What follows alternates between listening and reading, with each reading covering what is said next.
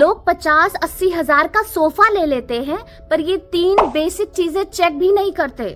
फिर 2-3 साल बाद बोलते हैं क्वालिटी खराब थी। लेकिन सच ये है कि गलती अक्सर सिलेक्शन में होती है। Hey everyone, welcome back to my channel. आज मैं आपको कुछ वो 3 मिस्टेक्स बताऊंगी जो अक्सर शोरूम में कोई नहीं बताता। इस वीडियो में हम बात करने वाले हैं मिस्टेक नंबर 1, सिर्फ सॉफ्टनेस देखना। मिस्टेक नंबर 2, फ्रेम इग्नोर करना।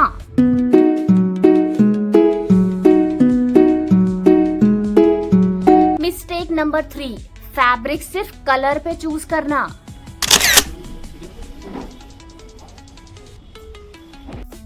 अगर आप नेक्स्ट 5-7 साल के लिए सोफा लेना चाहते हैं तो ये वीडियो एंड तक देखिएगा।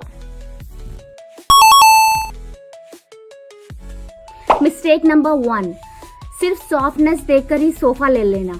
एक्चुअली ना, लोग सोफे पे बैठते हैं और उसकी सॉफ्टनेस देखकर ही उससे इम्प्रेस हो जाते हैं और सोफा ले लेते हैं, बिना ये सोचे कि सॉफ्टनेस का मतलब ड्यूरेबिलिटी नहीं होता। फोम का असली गेम होता है ड्यूरेबिलिटी और रिकवरी में। अगर फोम प्रेस करने के बाद जल्दी से अपनी शेप में वापस आ जाती है, इसका मतलब है कि क्वालिटी बेटर है, खराब नहीं है, बेटर है। लॉन्ग डेंसिटी फोम 1-2 साल में ही खराब हो जाता है, बैठ जाती है, जिसके लिए उसका कोई यूज नहीं रह जाता।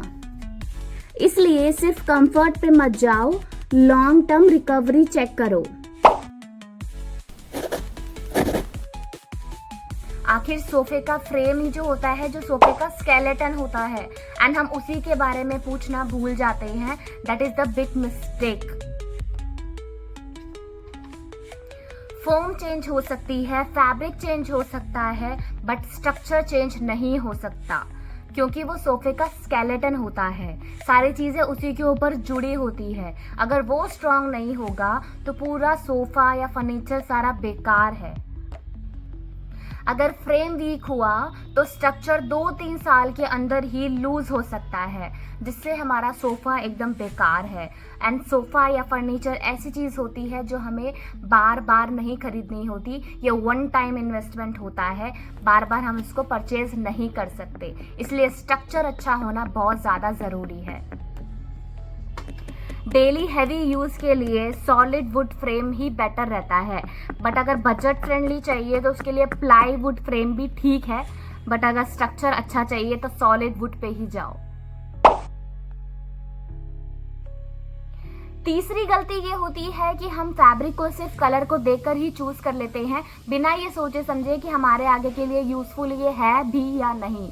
आजकल लोग Instagram, Facebook and videos and showroom की लाइटिंग वगैरह देखकर ही ना कंफ्यूज हो जाते हैं, एंड उनको फैब्रिक जो लगा हुआ है वो पसंद आ जाता है, एंड वो देखकर ही उसको पसंद कर लेते हैं एंड उसको परचेज कर लेते हैं। बट ये गलत बात है, क्योंकि हम सोचते भी नहीं है कि वो फैब्रिक हमारे लिए यूजफुल है भी या नहीं है। कहीं हमारे घर में बच्चे हैं या पेट्स हैं जो खराब कर देंगे, बच्चे कुछ गिरा दें, क्या वो आपके लिए आगे के लिए यूजफुल रहेगा, वो मेंटेन आप कर पाओगे, ये हम सोचते भी नहीं हैं। क्योंकि जो बच्चों वाले घरों के अंदर हमें ये देखना पड़ता है कि स्टेन फ्री रहे, वाटर रेजिस्टेंस रहे, आप आपको क्लीन कर पाओगे या नहीं कर पाओगे। अगर पेट्स घर में हैं तो उसके नेल्स पूरे स्क्रैच करके कपड़ा खराब तो नहीं कर देंगे, कपड़ा लॉन्ग टाइम चलने वाला है या नहीं है, रफ यूज के लिए है या नहीं है। कहीं ऐसा तो नहीं है कि हम महंगा फैब्रिक भी ले रहे हैं बट आगे वो लाइफ उसकी नहीं है।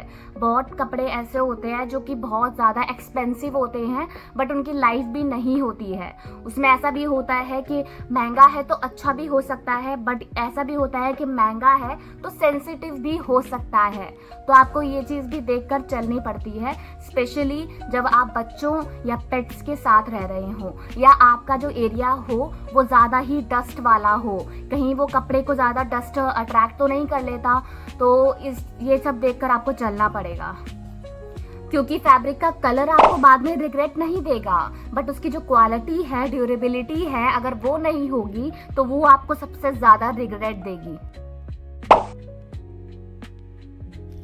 अगर आपका बजट कम है तो कभी भी आप स्ट्रक्चर के ऊपर कॉम्प्रोमाइज मत करो, वो स्ट्रॉन्ग लेना सबसे ज़्यादा ज़रूरी है, क्योंकि फोम है वो कम चलेगी, बाद में चेंज हो जाएगी। फैब्रिक है जो बाद में चेंज हो जाएगा, वो भी कम रेंज वाला चलेगा, लेकिन स्ट्रक्चर जो है वो आपको स्ट्रॉन्ग ही लेना पड़ेगा, उस पर कॉम्प्रोमाइज आप बिल्कुल नहीं कर सकते।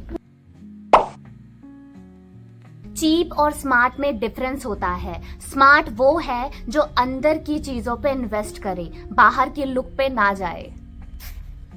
सो नेक्स्ट टाइम जब भी सोफा लेने जाएं तो सिर्फ लुक पे या बैठ कर डिसाइड नहीं करें, उसकी फॉर्म ड्यूरेबिलिटी देखो, फैब्रिक ड्यूरेबिलिटी देखो, स्ट्रक्चर देखो, वुड का है, प्लाईवुड का है, कितनी लाइफ है उसकी, ये सब देखने के बाद ही आगे डिसाइड करें कि वो आपके लिए घर के लिए अच्छा रहेगा या नहीं।